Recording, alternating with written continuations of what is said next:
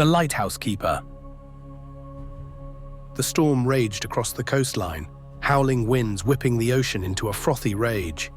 Waves slammed against the jagged rocks below the towering Ashencliff lighthouse, where the lonely keeper, Samuel Grayson, tended the beacon. For 30 years he had manned the lighthouse, ensuring its light-guided sailors safely passed the treacherous shore.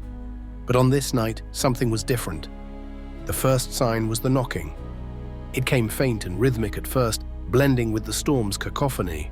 Samuel barely noticed it as he climbed the spiral staircase to inspect the light. The lantern room was as it should be, its massive Fresnel lens spinning steadily, casting its protective beam out into the stormy sea. Still, the knocking persisted, louder now, echoing up the stairs. Who would be out in this storm? Samuel muttered, descending toward the front door. Grabbing his oil lantern, he unbolted the door and swung it open against the wind.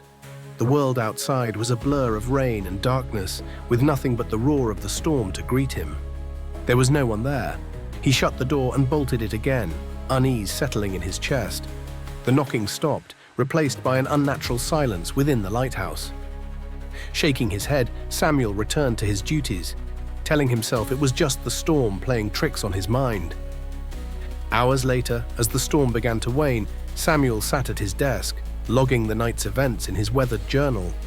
His pen scratched across the paper, steady and deliberate, until the scratching stopped. He looked up, heart pounding. It wasn't his pen. The sound was coming from the walls. Scratch, scratch, scratch. Samuel rose from his chair, lantern in hand. The sound moved, shifting around the room as if circling him. He followed it to the base of the staircase, where a draft of cold, salty air blew through the cracks in the door. A voice came then, soft and distorted, as if carried on the wind. Samuel. His breath caught. He hadn't heard his name spoken aloud in years. "Who's there?" he called, his voice trembling. No answer, only the scratching, now coming from the spiral staircase leading to the lantern room. Against his better judgment, he ascended, each creak of the wooden steps echoing in the confined space.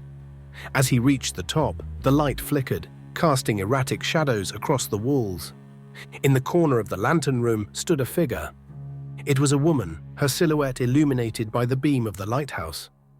Her hair dripped with seawater, her dress torn and clinging to her frail frame. Samuel's knees buckled as recognition struck him, like a wave crashing against the rocks. "Margaret?" he whispered. His wife, dead for 15 years, claimed by the sea during a storm not unlike this one. She turned to him, her face pale and translucent, eyes clouded like the fog that often rolled in from the ocean. "Samuel," she said, her voice hollow, "you have to leave."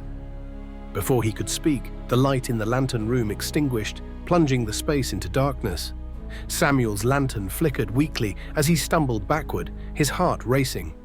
The storm outside grew louder, as if enraged by the loss of the lighthouse's beacon. "Why?" he managed to ask, his voice breaking. Margaret stepped closer, her form shimmering like the surface of water. "They're coming," she whispered. "The sea will take you if you stay."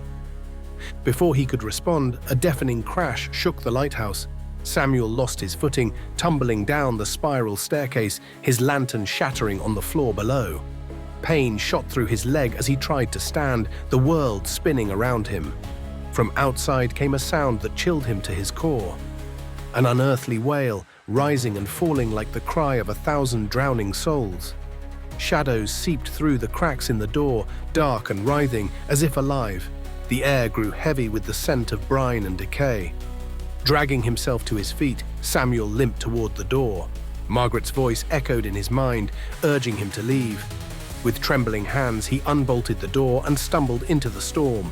The night swallowed him, the wind and rain battering his frail body as he made his way down the cliffside path. When he looked back, the lighthouse stood as it always had, its silhouette stark against the stormy sky. But the light remained dark, and the shadows within seemed to pulse, watching him.